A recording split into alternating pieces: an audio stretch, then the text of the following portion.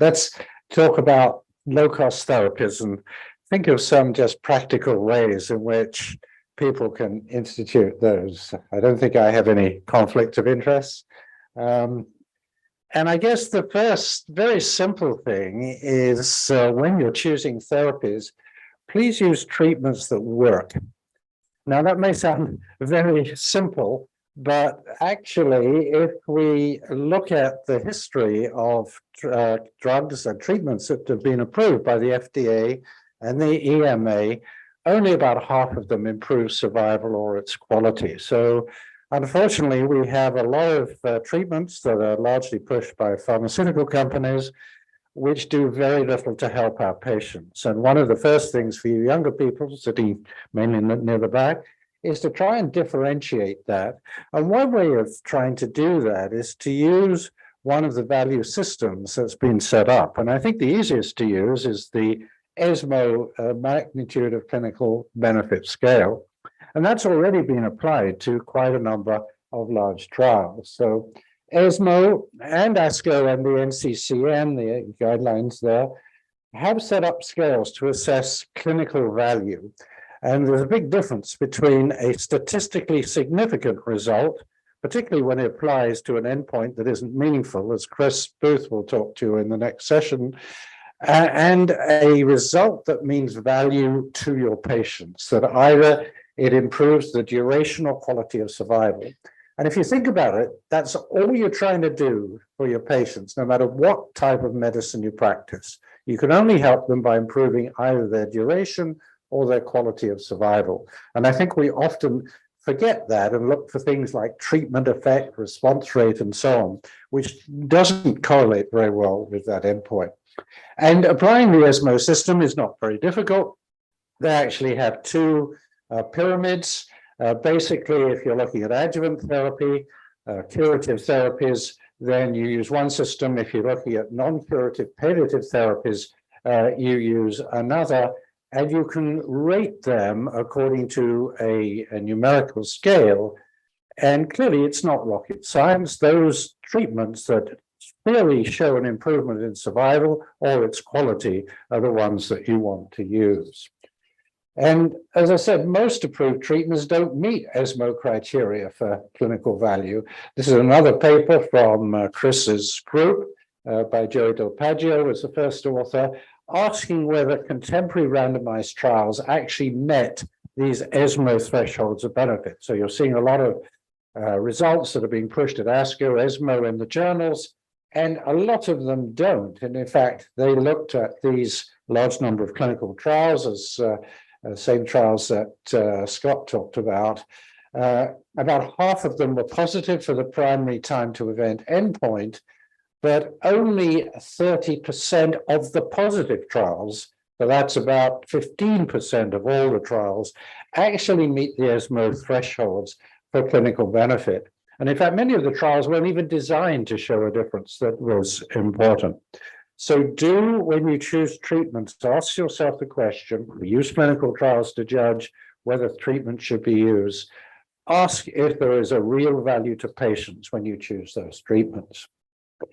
So in developing and using low-cost effective therapies, there are basically, two principal overriding guidelines. First, use only treatments that meet criteria for clinical benefit. And then secondly, apply principles of interventional pharmacoeconomics. And I'll explain that a little bit more. This is a discipline that has been led in particular by Mark Rattain in Chicago and also Dan Goldstein in Tel Aviv, Israel. And it looks at data relating to how you can improve the outcomes or maintain the outcomes of patients, but at the most cost-efficient way, which is obviously extremely important. It's extremely important in my country, which is fortunately a high-income country, but it's even more important in countries that are low and middle-income countries. And it outlines a number of strategies that you can use. First of all, lower doses. Many targeted agents are approved at doses that are much higher than maximally inhibit their target. So during the days of chemotherapy, we assume, not always correctly, that the higher the dose, the more likely would we have benefit. And so early phase trials were done by gradually increasing the dose that's given to groups of patients, and you stopped when toxicity stopped you going any further, and use the maximum tolerated dose or just below that, and that went forward into phase 3 trials and became what was approved.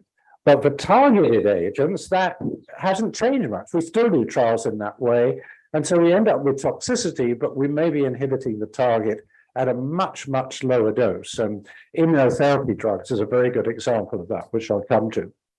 Less frequent dosing. Many drugs inhibit their target for much longer than the interval at which we give them. Again, that applies to immunotherapy drugs. Shorter duration of treatment.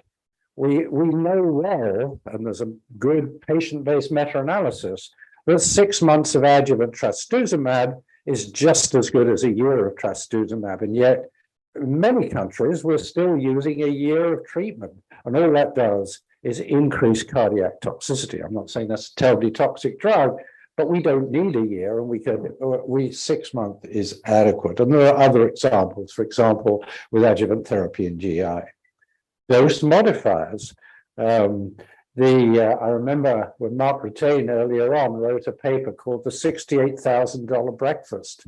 And why was that? Because the agent lapatinib, which is not one of the most used agents now, is majorly improved by taking it with food. And just for the act of having a simple breakfast, you could reduce the cost and use a lower dose. I'll give you another example in a moment with abiraterone. And therapeutic substitution, a cheaper alternative may be equally effective. We're very used in non-oncology to substitute in class effects. One bisphosphonate works just as well as any other bisphosphonate. Well, not maybe just as well, but pretty much the same. So choosing the cheaper drug is an alternative for you. Now, I belong to actually now chair the Optimal Cancer Care Alliance, and OCCA, as we know of it, what we're trying to do is to influence regulators, such as the FDA and the EMA, to require companies to optimize the dose of drugs. And the FDA is actually now doing this. I'm not aware that the EMA is, but they've introduced a Project Optimus with the new drug sotorasib, which is a KRAS inhibitor, to optimize the dose. And then we try to publicize evidence where drugs are used at higher than their optimal doses, so giving the opportunity for people to use lower doses. We try to influence guideline committees, and I'll give you an example of that, to recommend alternatives, and convene and organize clinical trials of marketed drugs, because once a drug is marketed and on the and approved by the FDA or the EMA, it's very hard to actually change what is written there about the standard treatment. And particularly in high-income countries, physicians are very reluctant to change that, and they worry about legal proceedings and so on, even if there's good evidence that lower doses work.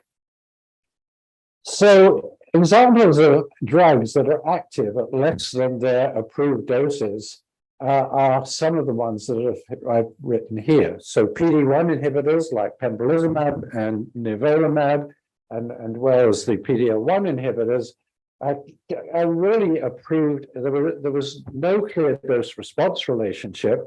And in fact, in some of the earlier trials, even quite moderately large trials, you got the same response rate as giving much, much lower doses or giving them less often. And we wrote a paper recently suggesting that some of these drugs could be used even at 1/10 of the dose. And I know that is happening here in India somewhere.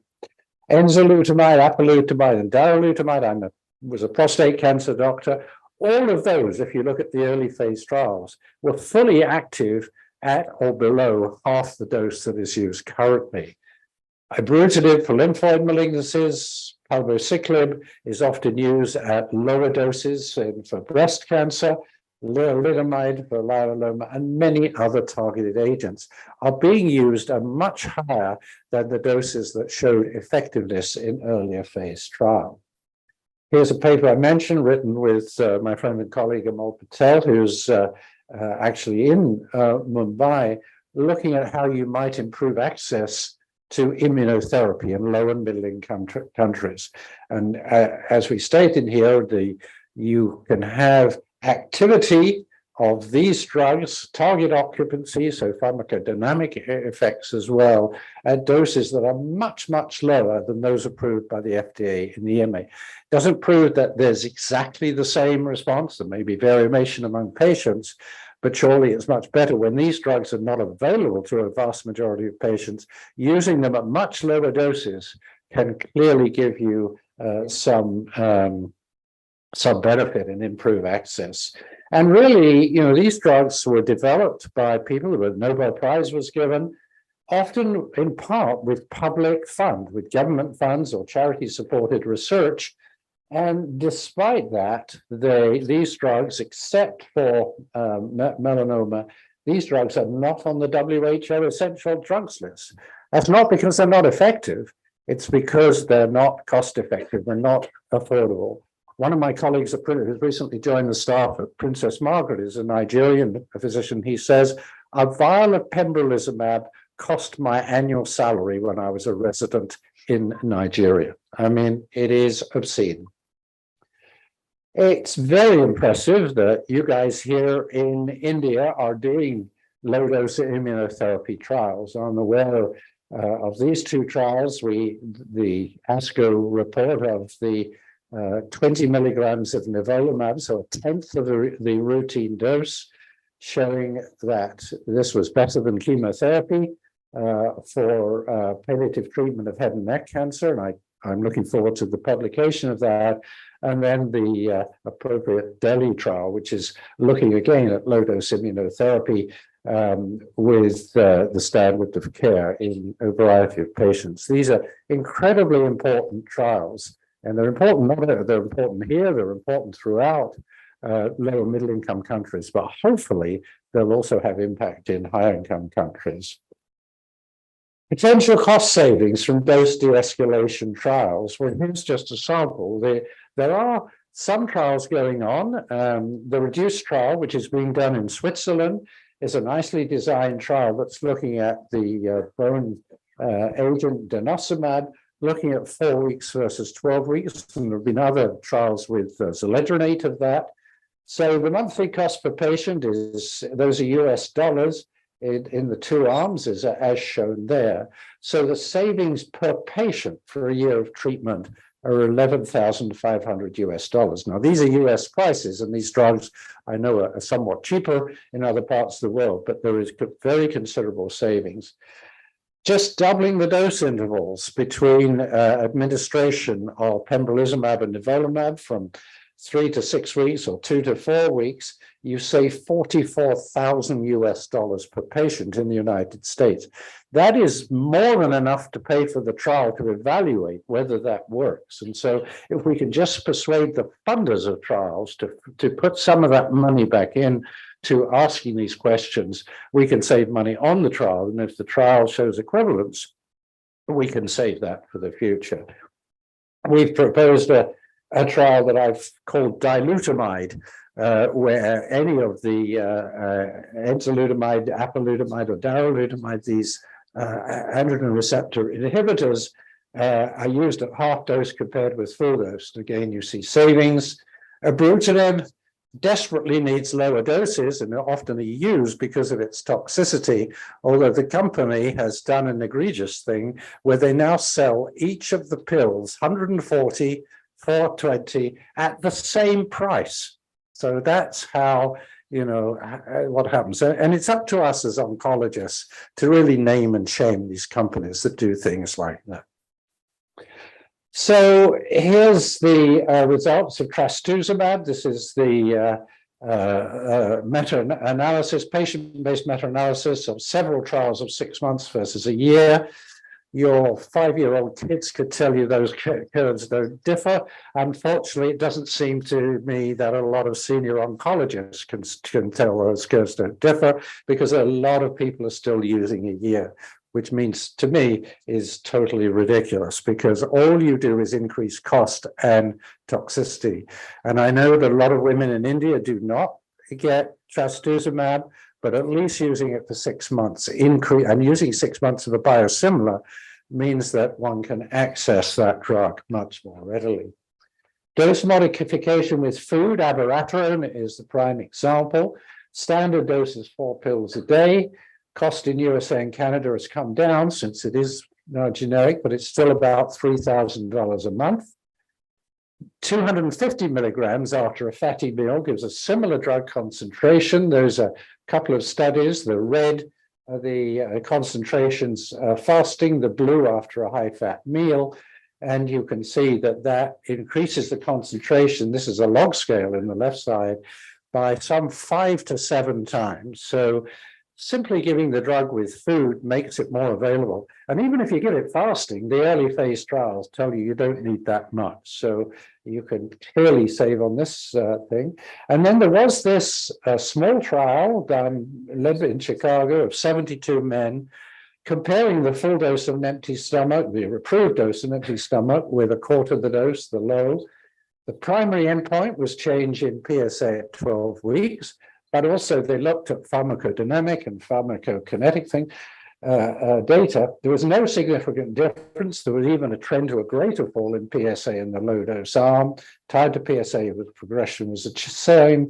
And there was similar pharmacokinetics and similar pharmacodynamics. And yet still around the world, the people are still using largely the higher dose fasting. And although we actually applied successfully to the NCCN to include low dose abiraterone with food in their guidelines, and again with Amal Patel, we did a study in India. Amal did most of the study with his colleagues, looking at how this would influence this highly effective drug abiraterone for treatment of prostate cancer.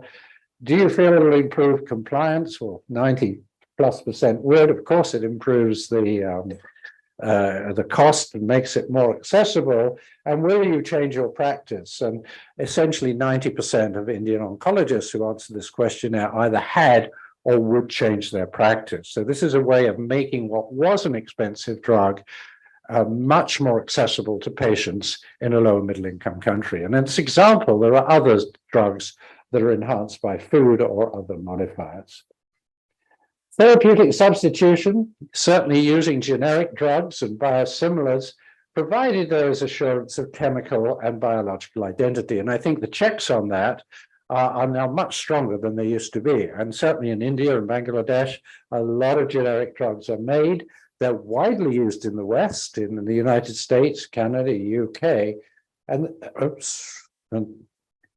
and there has been good uptake of trastuzumab biosimilars. It's actually rather strange that people have been willing to use trastuzumab biosimilars. In fact, the clinical trial evidence in their favor is good, but it isn't as good as using 6 months. So it's rather illogical. And drugs of the same class are likely as effective as the index drug in a clinical trial. So bisphosphonates are one example. And why doesn't a company bring out a cheap PD-1 inhibitor? I mean, you know, they could be the Ford that competes with the Mercedes. And I think that could very well improve the access to immunotherapy. So that's all. And I'm happy to take questions, although I think you want to do that at the end of the session.